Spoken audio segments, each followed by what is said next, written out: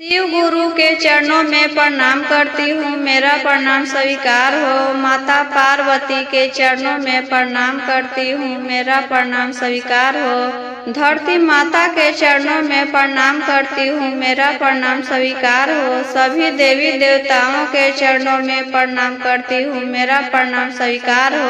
हर हर महादेव। गुरु भाई बहनों, आज मैं शिव चर्चा के बहुत ही सुंदर कथा सुनाने जा रही हूँ। कैसे एक लड़का गरीब से अमीर हो जाता है अपनी चालाकी से। देखिए गुरु भाई बहना, कथा सुन रहे हैं तो पूरा सुनिए, आधा अधूरा नहीं सुनिए। आधा अधूरा सुनने से शिव गुरु का अपमान होता है और पूरा सुनने से ज्ञान होता है। एक बार पार्वती माता पूछती हैं शंकर भगवान से, आप हमें एक बात बताइए, दादा गरीब पिता गरीब फिर बेटा अमीर कैसे हो जाता है? शंकर भगवान कहते हैं, हम आज एक कथा के रूप में आपको बताएंगे कि दादा गरीब पिता गरीब और बेटा अमीर कैसे हो जाता है। तो चलिए गुरु बहना कथा सुनते हैं। एक गांव में एक बूढ़ा और बुढ़िया रहते थे। उनसे कोई भी भीख मांगता था तो गाली देकर भगा देते थे, तो भिखारी बददुआ देकर चला जाता था। धीरे धीरे समय चला गया, बूढ़ा और बुढ़िया गरीबी में समय गुजारते रहे। एक दिन बूढ़ा और बुढ़िया बीमार पड़ जाते हैं दीदी। उन्होंने अपने बेटे को बुलाया और कहते हैं, देखो बेटा, अगर दरवाजा पर कोई भी आ जाए तो उसे रोटी नहीं देना। अगर रोटी खिलाओगे तो घर में अन्न कम हो जाएगा। ऐसा कह करके दोनों की मृत्यु हो जाती है। ऐसा ही उनके बेटा और बहू ने किया। किसी भिखारी को दरवाजा पर आने पर भीख नहीं देते थे, ना ही खाना खिलाते थे कि घर में अन्न कम हो जाएगा। दोनों गरीबी में समय काटते काटते बूढ़ा बूढ़ी हो गए थे। वही दोनों बूढ़ा बुढ़िया एक दिन बीमार पड़ गए। उन्होंने भी अपने बेटे और बहू को बुलाया और कहा, देखो बेटा, मेरे माता पिता ने कहा था कभी किसी भिखारी को भीख मत देना। ऐसा कह करके दोनों की मृत्यु हो गई थी, मगर मैंने अपने माँ बाप का वचन को निभाया और गरीबी में समय काटा, मगर किसी भिखारी को भीख नहीं दिया। इन दोनों को भी मृत्यु हो गई और इनके बेटे का नाम चतुर था। उस समय चतुर बहुत ही छोटा था। चतुर को छोटी उम्र में ही नौकरी करने पड़ी। गांव वालों ने चतुर को मदद करनी चाहिए, लेकिन स्वाभिमानी चतुर को उसको किसी के दया नहीं चाहिए और एक आदमी के यहाँ गया और उससे नौकरी मांगी। वही उस आदमी ने चतुर को 1 पैसा सालाना की नौकरी पर रख लिया। वही नौकरी मिल जाने से चतुर को बहुत खुशी हुई, क्योंकि वह अपने पांव पर खड़ा हो गया था। खाना कपड़े के साथ में पर्स में 1 पैसा की नौकरी पाके बहुत खुश हुआ। चतुर अपने मेहनत से काम करके अपने मालिक को खुश रखने का चेष्टा करता था। इस तरह प्यार से काम करने लगा। काम करते करते चतुर को 3 वर्ष हो चुका था। चतुर को अपने गांव के दोस्तों को याद आने लगी। चतुर ने अपने मालिक से 3 पैसा लिए अपने गांव की ओर चल पड़ा। चतुर ने कुछ महीने की छुट्टी ले ली थी। रास्ते में जाते समय चतुर को एक बूढ़ा आदमी मिला। बूढ़ा आदमी ने चतुर से बहुत गिड़गिड़ाया, सुनो बेटा, मैं कुछ दिनों से भूखा हूँ, कुछ खाने के लिए दे दो बेटा, नहीं तो मैं मर जाऊंगा। चतुर ने कहा, बाबा, मेरे पास खाने के लिए तो कुछ नहीं है। मेरे पास तो मेरा कमाया हुआ सिर्फ 3 पैसा है। 3 पैसा ले लीजिए, वही से खरीद के खा लीजिएगा। चतुर ने अपने पैकेट से पैसा निकाला और दे देता है। वही चतुर ने जैसे ही आगे बढ़ना चाहा तो वैसे ही उसने देखा उस बूढ़े को चेहरे पर बड़ी बड़ी मूछें निकल आई। फिर तो ऐसा नजारा देखा कि वह थर थर कांपने लगा। वही चतुर को डरते देख करके आदमी ने कहा, डरते क्यों हो? आदमी को हिम्मत से काम लेना चाहिए। मैं तुम्हारी दया के भावना से बहुत ही खुश हूँ। तुमने बिना लोभ किए हुए अपना पूरी कमाई के पैसे मुझे दे दिया, इसलिए 3 पैसे के जगह मैं 3 चीजें देता हूँ। आओ मेरे साथ चलो, क्योंकि जो त्याग तुमने किया है, त्याग करना बहुत बड़ी बात होती है, और जो भी त्याग करता है वो जीवन में कभी गरीब नहीं रहता। चतुर डरते डरते वही आदमी के साथ जाने लगा। वही उस बूढ़े जादूगर ने अपने घर से लाकर एक सारंगी दी और बताया, इसे तुम जैसे ही बजाओगे वो लोग नाचने लगेंगे।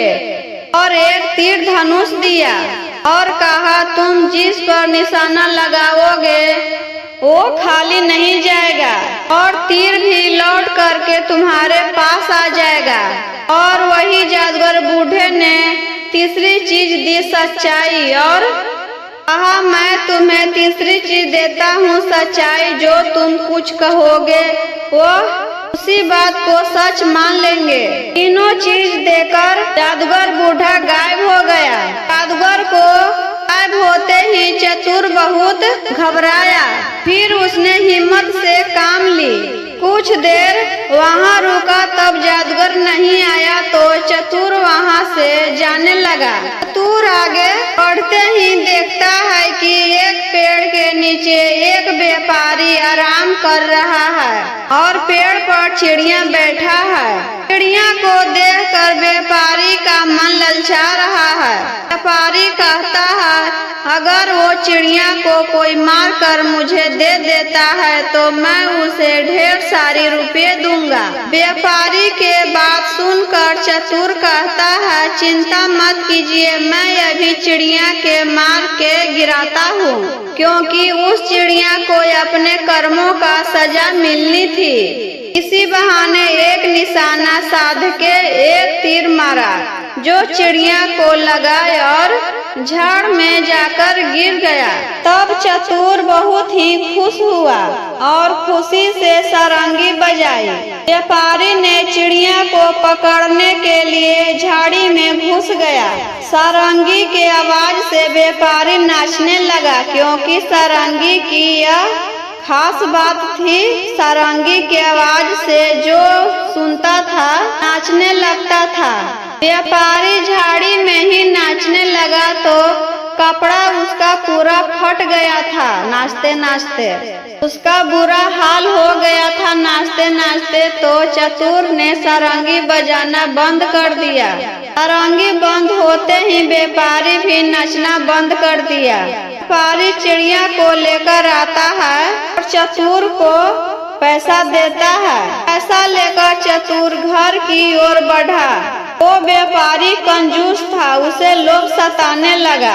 हाथ से रुपये निकल जाने के कारण हाय हाय करके चिल्लाने लगा और कुछ सोच करके चतुर के पीछे पीछे दौड़ने लगा। फिर निकट पहुंच करके चिल्लाने लगा, मुझे सोते हुए देख करके मेरा पैसा थैली लेकर भाग रहा है, इसे पकड़ लो, मेरा पैसा वापस करो। गांव वालों ने व्यापारी के ये हालत देखकर चतुर को पकड़ लिया। चतुर को मारा पीटा और राजा के पास ले गया। राजा ने चतुर से पूछा, क्या ये सच है? चतुर ने कहा, व्यापारी झूठ बोल रहा है, ये चिड़िया मारने में मुझे दिया है। वही राजा ने कहा, एक चिड़िया मारने के वजह में थैली भर इनाम कौन दे सकता है? और व्यापारी का कपड़ा फटा भी है, यह जरूर चोर ही है जो इसके साथ लड़ाई झगड़ा करके पैसा लेकर भाग रहा था। राजा अपने सैनिक से कहता है, इसे ले जाकर कैद खाना में बंद कर दो। सैनिक ले जाने लगा तो चतुर सोचता है वह जादूगर आदमी झूठ बोल रहा था। दो ही चीजें सही दिया। उसने कहा था हिम्मत से काम लेना चाहिए। चतुर एक बार फिर सारंगी बजाता है। सारंगी के आवाज सुनते ही सारे लोग नाचने लगते हैं। राजा ने कहा ये क्या कर रहे हो, बंद करो। चतुर सारंगी बजाना बंद कर देता है तो सब लोग नाचना बंद कर देते हैं। चतुर कहता है देखिए राजा जी, जब चिड़िया को हमने मारा था तो चिड़िया झाड़ी में जाकर गिरता है। व्यापारी चिड़िया को लाने झाड़ी में जाता है। तब हम इसी तरह खुशी से सारंगी बजा दिया था, तब वह नाचने लगा था। तो झाड़ी में नाचने के कारण इसका कपड़ा फट गया। तो राजा बात मान लेता है कि यही सच है और व्यापारी को झूठ बोलने के कारण कैद खाना में बंद कर दिया जाता है। राजा ने चतुर को सच बोलने के कारण सोने के मोहरा दान में देता है। खुशी में वहाँ से पूरा धन लेकर चतुर घर आता है। उसके पास इतना धन था जितना उसके दादा दादी और माता पिता सोचते भी नहीं होंगे। तब शंकर भगवान माता पार्वती से कहते हैं इसी कारण पार्वती दादा दादी गरीब होते हैं, माता पिता गरीब होते हैं और बेटा अमीर हो जाता है। इसी चलते गुरु बहना दरवाजा पर आए भिखारी को खाली हाथ नहीं लौटाना चाहिए। जितना बने कुछ भी बने उसे दे दीजिए। थोड़ा सा भी अनाज देने पर वह खुशी खुशी चला जाता है और नहीं देने पर बद्दुआ दे देता है। ऐसे ही और वीडियो देखने के लिए चैनल को सब्सक्राइब करें, लाइक करें, शेयर करें और कमेंट बॉक्स में जरूर बताएं गुरु भाई बहना कि मेरा यह कथा कैसा लगा आपको।